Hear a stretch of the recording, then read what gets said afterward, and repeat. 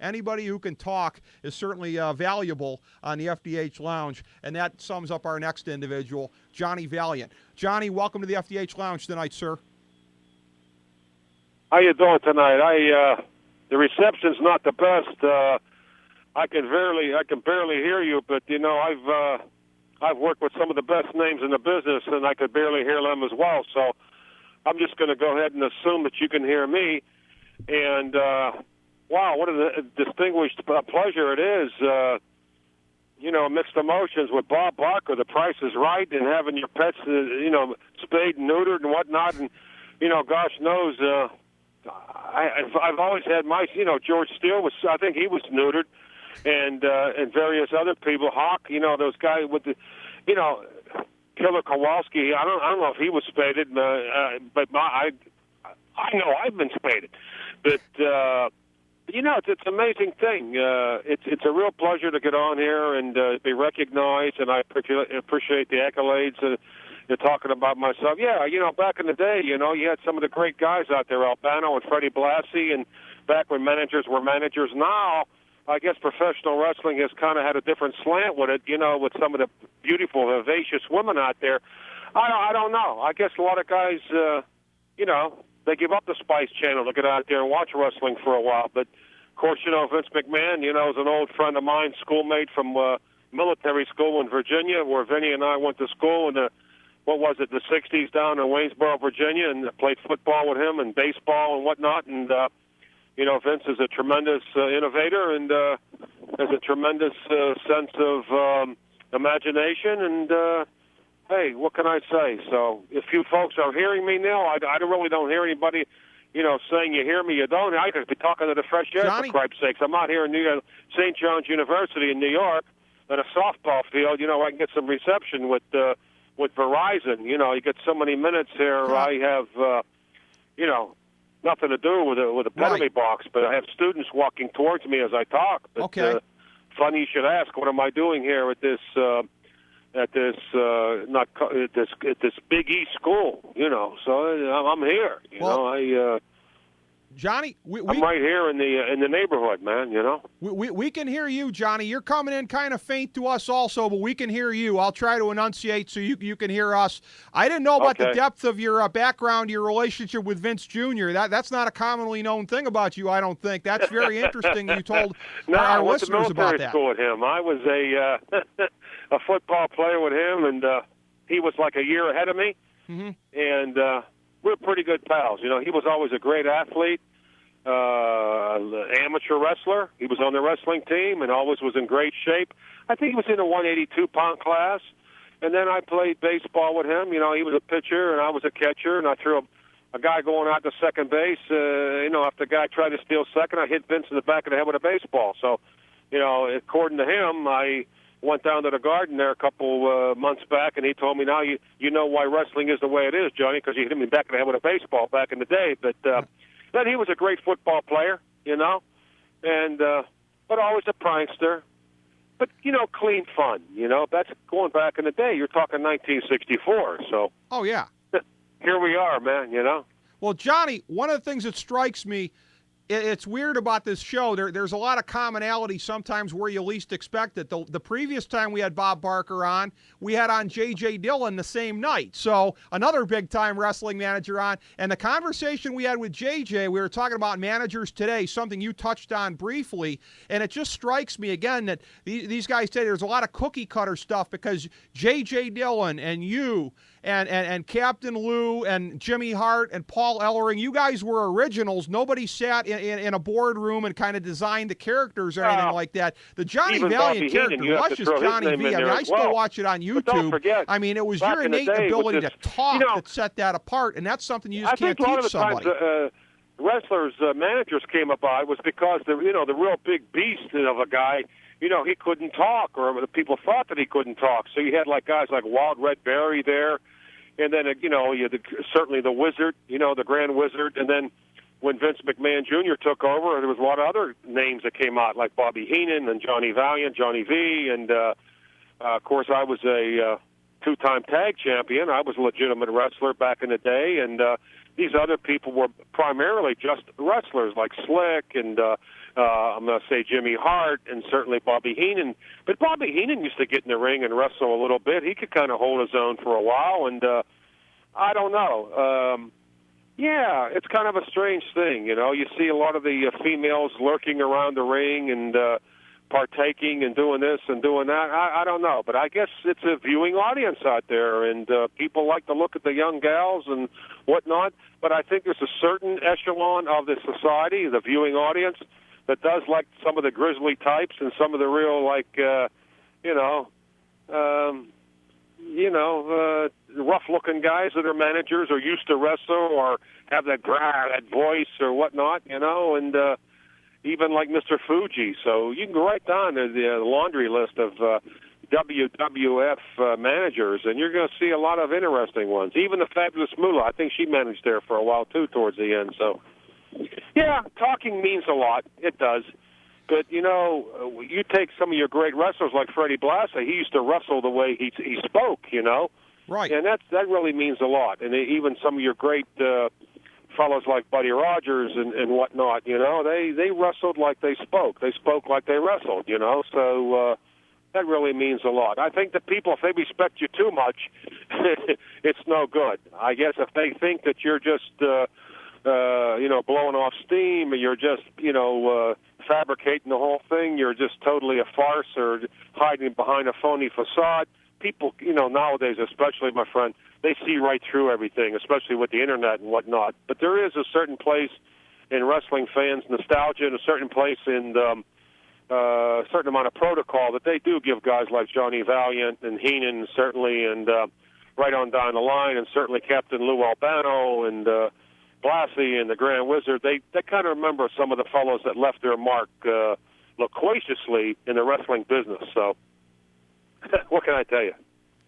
I wanted to ask you, Johnny, as far as what it was like to be a top tag team in the 1970s, one of the dominant ones of the time as far as a big money team that could talk, that could draw people into the buildings, then what you did in the 1980s as a manager and managing tag teams at WrestleManias. Is it like apples and oranges to compare the two sets of memories? Do you have fonder memories of one sphere than the other, or pretty much equal? Pretty much equal, because as a performer, as a wrestler, as an actor, as anybody in front of a paying audience, you take everything as it comes. You take it as it unfolds, and it's a performance. And then when you're away from it, and then you get a chance to evaluate it, and other people do, I guess you find out that maybe you did have a little bit of a bearing on entertaining people, and maybe a quite larger one than you ever anticipated. And it's like anything else. It's like going away to war. You go, you serve your country, you come back, and all of a sudden it winds up in the history books or whatnot, and you'll say, yeah, I guess I did do that, didn't I? And until you keep pursuing it and keep going on to other WrestleManias or other venues, it's just a matter of just doing it, And anybody that really loves what they're doing, they're never in it anyhow for the money. They're in it for the passion of doing it, and they don't even realize that too until it's all over. It's all behind them. It's in the rearview mirror. So there's a little bit of me in all those different responses to your question. Oh, sure, and it has to be satisfying to you also, too. As somebody who gave a lot to the business, as you did, I'm sure it has to be satisfying. A previous guest of ours that we'd had on the show, Brutus Beefcake, of course, who you managed in the 80s there, right. You were instrumental, I think, in his face character taking off the way that it did back around 87 there. That hair-cutting storyline that launched him to the barber point in time. When you look at what he did afterwards and some of the main events that he was in and the way that he kind of caught on, it must be satisfying to have helped kind of give him that bit of a boost on his transition to being a good guy. Yeah, and just like anything else, as I was talking earlier to some people, it's a funny thing. Once you make the major leagues or once you have a hit record or whatever, not everybody hangs around for whatever reason. Not everybody goes on to, having an album with 10 hits. and then other albums. Not everybody's like John Lennon or Paul McCartney, and not everybody's Michael Jackson. They're in the business. They cut records. They do this. People play in the major leagues or the National Hockey League or whatever. But some people hang around forever for, I guess, out of luck, out of connections, out of perseverance, out of a lot of things, fate. A lot of other people, they're just there for a while, and I know Jimmy and Johnny Valiant and Jerry Valiant, we were there for a while. Beefcake was there for a while as well. Brutus Beefcake with Valentine and all these other guys, and Dino Bravo for a while. But then again, you have guys like San Martino that was around for a long time, awful long time, selling out Madison Square Garden. And, of course, before him, you had Buddy Rogers and Johnny Valentine, all these crushers and whatnot, and Dick the Bruisers around Indianapolis. A lot of these guys were very, very important. All those names that I mentioned were very important in my life. A lot of them had given me breaks, had opened up some doors for me. Some closed some doors for me. But by and large, it's been a nice experience. You figure I started this business, I was probably about 19, 20 years of age, and here I am in my early 60s, 62, soon in November to be 63. I'm still there talking about it. So there's a variance of 40 plus years at least. Well, that it's kind of lucky on my part, and I don't reap the rewards. I don't say reap the rewards financially from it. There's no a huge amount of money coming my way, and I was, again, it's perfect because I was never in the business for that. Sure. Now when I'm older, I have a one-man show. I have the license, the theatrical license to look back on a reflectionary part of my life, to reflect on my life. I mean, if you're a plumber or a carpenter or park cars somewhere, I mean, who the hell wants to listen to, I used to park a lot of Maseratis, or who cares, But if you're a wrestler and you're there with Dick the Bruiser and Moose Cholak and all these other dudes, and my gosh, Gorilla Monsoon and Tanaka and Vince Jr. and whatnot, it is kind of interesting because there is an audience for that, Oh, there absolutely is, Johnny, and that's the thing. I'm glad you started to transition to talk about that because you anticipated perfectly, as I figured you would. I wanted to talk about that. You were one of the guys, looking at you back in the day, it wouldn't surprise too many people if they were perceptive at all that you could go into being an actor and a comedian. You had the kind of skill sets. You could talk. There was a kind of charisma about you, the wisecracking style with the announcers. Yeah. We put up a YouTube clip on our site of you bantering with Freddie Miller. I'll tell you one thing. You could kind of see that in you. That I you've learned. Gone on to become an actor. A lot of my friends are actors here in New York, and like anything else, when you snip at somebody, when you say something, when you're a wise guy or whatever, it's not you personally saying it. It's the character saying it. And that's one of the biggest things in life is to have a variance there, to have a situation where it's like separate, of Johnny Valiant and then the other guy. How can I say it? Some of my favorite people, growing up were guys like Jerry Lewis and Jonathan Winters, because he struck me as being so humorous, getting into different characters, and Jonathan Winters, how he would spin different, voices and whatnot and transform himself into different people. So these were my heroes growing up, theatrical heroes, TV heroes. Jerry Lewis, of all people, and there you see him on the telephone here not long ago at 84 years of age. He's still out there doing it, but he's getting older and whatnot, but he can still entertain people. And then, of course, Don Rickles, whom I like as well. And before that, it was a fellow named Jack E. Leonard, who was a put-down artist, a big, heavy-set, robust guy with glasses and a bald head that I'm going to talk real fast like this. And I thought that was hilarious, and so a lot of these people. And then guys like Lou Albano influenced me, and Tony Altomare from the Sicilians. These guys, influenced my career. So I was a legitimate but an illegitimate person. I mean, I'm not from some collegiate background. I didn't win a tough man contest, and that's one of the things of today that we experience in the viewing audience out there. They have the ultimate fighters and whatnot. What's the hate about these guys? I mean, these guys get into a squared circle or into a six-figure thing where you get in there and they beat to pulverize each other. I don't know. Is that entertainment? Somebody to sit there and eat popcorn, and eat a BLT, watching somebody getting his brains knocked out? To some people, that is entertainment. Right. Is there an element of a manager going around and doing something? I don't know. I think it's a perfect place now to have somebody do commentary with a little bit of comical twist to it, because it's very, very much like Iwo Jima out there with these guys, and that's one thing that challenges the World Wrestling Federation. It also challenges the TNA. You have these tough man guys out there that I guess 99.9, well, 100%. They are legitimate. They are actually trying to pulverize the person. Are they entertaining in the process? I don't know. Spike TV seems to think so, but I guess there's a market for it. Otherwise, it wouldn't be on the tube. But my world of wrestling was certainly a lot different. You had Haystacks Calhoun out there and Andre the Giant, a lot of these guys that are like buffet buster type fellas, and man, you're wrestling them or you're talking about them. There's a lot to talk about with these kind of guys. How can you talk about Chuck Liddell? What are you going to talk? The guy's actually a tough guy. What are you going to say? He's got some kind of a kinky barber or something, or what? I don't know. But exactly. To answer your question, I guess I did.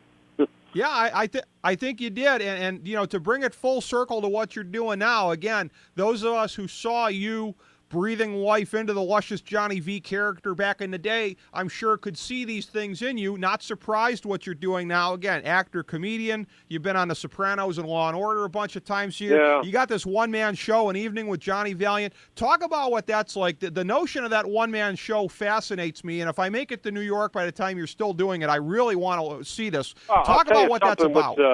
What it is, when you're a comedian, you go out and you have like 10 minutes to do 15 minutes or 20 minutes or whatever. Everything you have to hit the mark every time. You have to have the setups, the punches, the setups, the punchlines. Bada boom. You got to keep hitting the mark.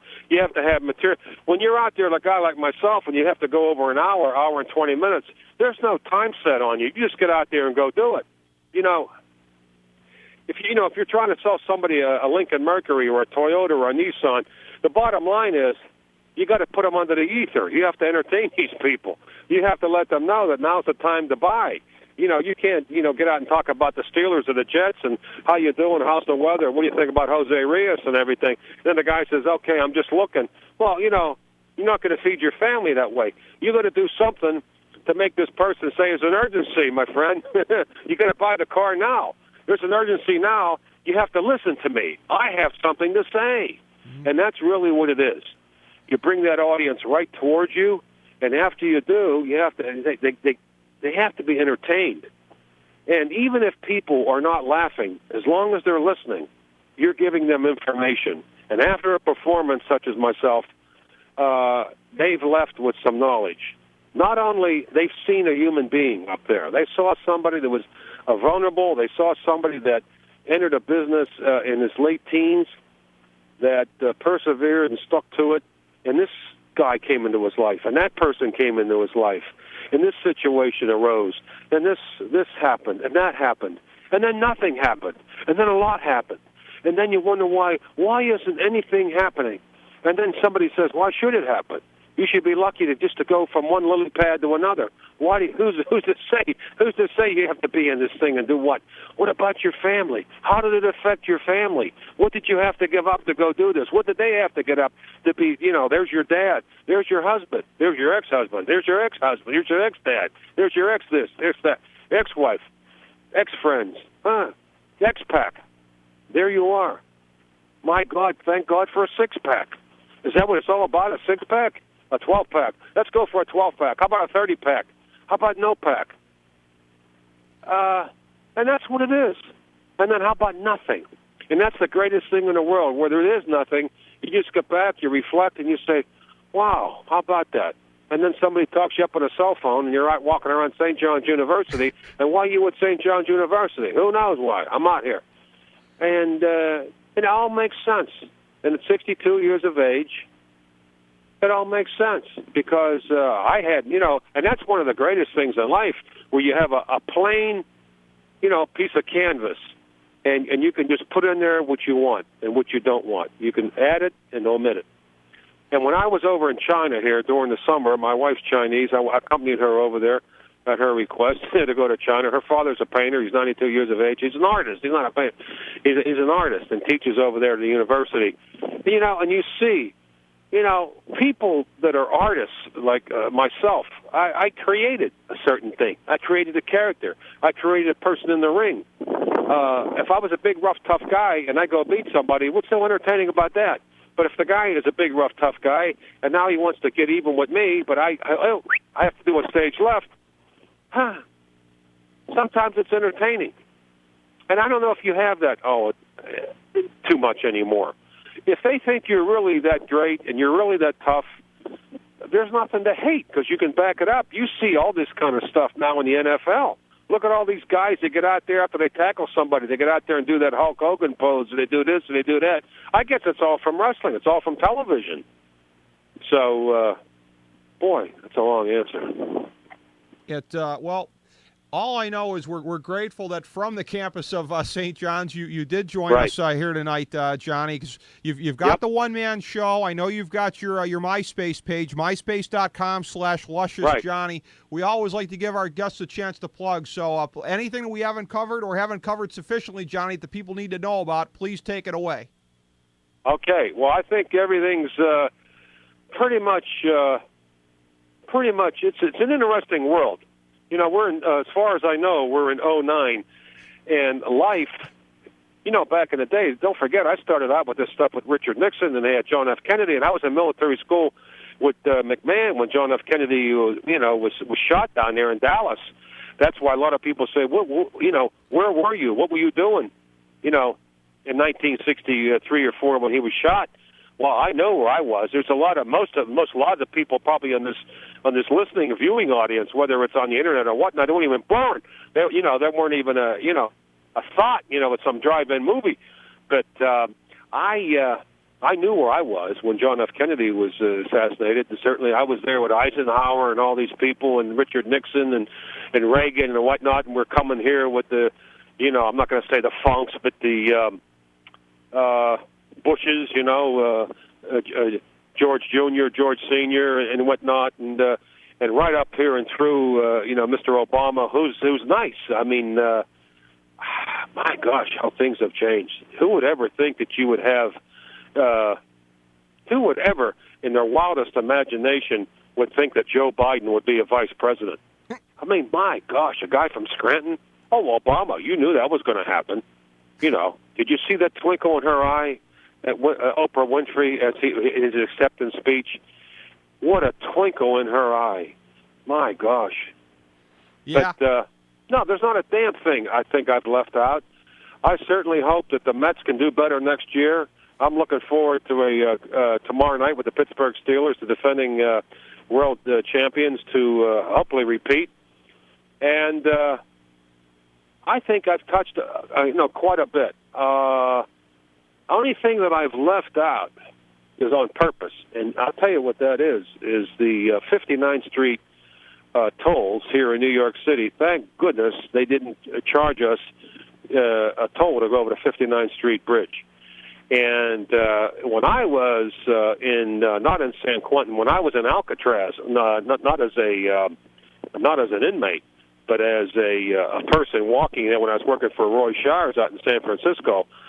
That is a city, funny you should ask, that is a city with some of the best restaurants. And I do listen to Michael Savage now and then, and he is a bit of a maniac, but that's, I don't know. That's not for me to decipher. Okay, so that's about it out here at the campus. I can see all the lights are starting to get twinkling, and everybody's up here. We had orientation here, and all the kids are all in their rooms. There is a bed check out here. There is a bed check. Okay. I don't know if it's 11 o'clock or 4 in the morning, but I will leave you with this. All right. Bit of information and a bit of an innuendo on my part. And I certainly thank Evan Ginsberg for arranging this, and I look for everybody on the 19th of September to come out and see Johnny Valiant's show down here at the Producers Club on 44th Street. And I will leave you with a bit of knowledge that I'm not going to say that a wet bird flies at night. No, that's not true.